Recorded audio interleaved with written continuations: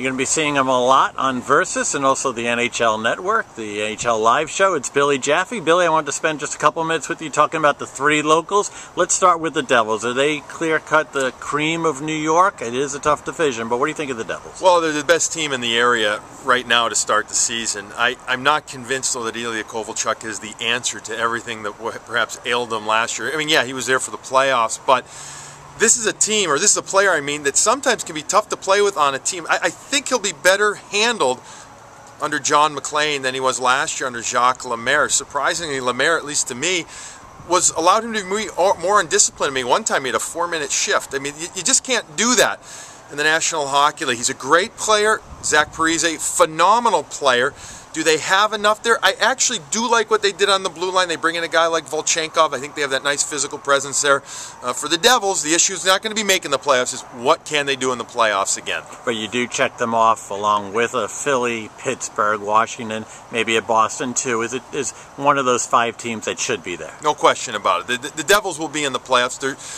Even though John McLean might change their style and open it up just a little bit, and I think he will do that, they're still a defense-first team. They still have Brodeur. Whether you think Marty is still awesome or not, I think he's a gamer, and he's going to win enough games. And yes, this team, the New Jersey Devils, will still be in the playoffs, no question. Let's move on to the Islanders' chief rival, the New York Rangers. They have one really big hole at the top with the #1 center. No, they're trying to fix that. Could use another top 4 defenseman, but it's still a pretty good lineup. Where do you see them finishing this year, Billy? I see them battling for a spot. I don't see them getting above the 7 through 11 log jam right there. Everybody knows it's going to come down to a centerman for Lundqvist or for Gaborik. Again, assuming Gaborik can even stay healthy, which he did for the most part last year. And how much does Henrik Lundqvist play, and how effective is he? They bring in Marty Biron, the former Islander backup. If Lundqvist plays over 70 games, again, it's a mistake. Play him 65, 67 games or so. Let Biron play more. It's hard, though, for John Tortorella. He plays his horses, and Lundqvist is a horse. And I talked to Henrik before the season, and I said, "Do you feel tired?" He said, "No, I felt great." With the big butt, though, at the end. He says, "I've never really had to play far in the playoffs, so I don't know how it would affect me." I'd still like to see Biron play 20 games. That means, give or take, that means Lundqvist is at 65, 67 games. I like what they're actually doing with the Rangers. They're trying to play the younger guys, whether it's a Stepan or a McDonough. They're going to play Del Zotto. They're doing this youth movement without saying it's a youth movement type of thing. But can that last in Manhattan? Is that yet to be seen? I like the way Stepan thinks the game, sees the game, feels the game out there. He had a good training camp, good preseason, but it's so different, as you know, come the regular season. This is a good team in New York. Are they better? Are they anything better than a good team? No, they're not. There's just too many holes in the big main position, as you said. First line center. I'm not a fan of Frolov over 82 games. Maybe this one-year deal will be big. I mean, he's a big body that protects the puck well. But is he going to last 82 games here and really make a difference? We'll see about that. And as you said, on the blue line, there's no real go-to guy there on the blue line as well. The Islanders entered training camp with so much enthusiasm, optimism, with so many high-end prospects, but 2 huge blows to the team. Kyle Oposo going down, Mark Streit for even a longer period of time. Can the Islanders overcome, especially the loss of Streit for so long? I don't think so. I just don't. I think they're going to have some nice performances. My heart goes out to, first of all, to those 2 guys, Kyle Oposo and Mark Streit. I like them as individuals so much, and it's such a shame that they get this injury to them early, not even early in the season, but early in preseason. And again, my heart goes out to 2 of the nicest guys I've ever dealt with in my entire National Hockey League broadcasting existence. With that said, you're losing your top player, not just your top D, but your top player, and then your top forward, all-around forward, in Kyle Oposo. I mean, think about what this does to a power play that already was in the bottom 5 last year in the NHL. You take out 2 of your guys. Now, granted, Kyle didn't score a lot, but he went and got the puck an awful lot. He helped out on the blue line as well. And I know some would argue between the point and he should be on the half wall. Regardless, he worked his tail off, okay? And you don't have that element now there. So how do you make up for that? How do you make up for Streit? I just don't see that capable. This is a team that is in development still. It is not ready to go far. This is a huge, these 2 players, an enormous loss for the Islanders. If you're an Islander fan, though, Billy, what are you looking for to come out of this season with optimism, whether they wind up challenging for a playoff spot or not?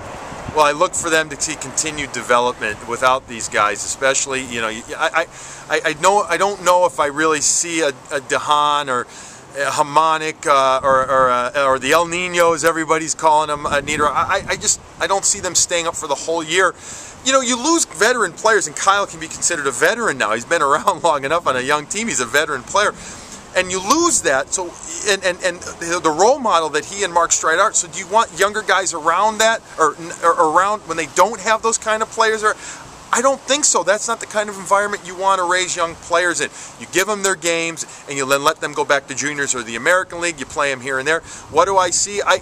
Right now, I think the biggest thing you got to take a look at is, can Rick DiPietro stay healthy for a full season? That's what I'm going to look at as an analyst. How long, how far can he go? Because if he can play a full season, that's a real positive in my mind. Islander fans, right now, with these two major injuries, they need to find some other positives. No matter how that shakes out, though, for this season, would you agree that if the Islanders continue to develop their players properly, if they do right by those young players, that there are still reasons to be very high on this team? Sure, because they've stuck to their plan. And I think that's the hardest thing to do in this day and age in the National Hockey League. It's sticking to a plan of struggling on the ice, in the win column. Not so much, you know, struggling to play hockey, to play good hockey, but to win. There's a difference between playing good hockey and winning hockey, just because of experience sometimes. And the Isles need some more experience. You know, look, they're relying on John Tavares to get 30 to 35 goals this year. You're relying on Matt Molson to get a minimum 30 goals, and you're doing it again.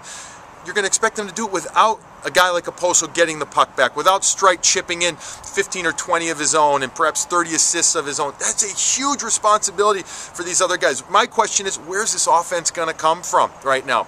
They're not a big team up front. They're not a real physical team up there. They've got some great special young players. So keep developing these young players the right way, whether it means at the NHL, the American League, or the college or the junior level. Do it the right way. And hopefully one day soon, for Islander fans, it'll all pay dividends. One player of special talent, of elite talent, would be John Tavares. I don't think it's fair to expect a Stamkos sophomore season from him, but I know you're high on Tavares. Give me a minute or so on what you think of John. I love his work ethic, and as a person, I think he's just a wonderful guy. He's straightforward. He's all hockey. He's determined. He's disciplined, and he is dedicated to his profession. He wants to get better. His discipline and his determination remind me of Sidney Crosby an awful lot, in the sense of, I talked to John after or before this season, and he took what he learned after last year and wanted to improve on it this year. And not that all players don't do that, or most players don't do that, but John has a certain purpose about the way he does things, and it's no nonsense. And Islander fans should be thrilled about that. I think he's just a wonderful person, but he needs some help. He's going to need somebody to help get him the puck. He needs the all-elusive, and I said this last year on telecast before, the all-elusive puck-carrying winger that can really do things with the puck and allow him to hover, allow him to go stealth, as I like to call it, and get himself in position to score goals. Once he gets the puck from top of the circles down low, he's magical.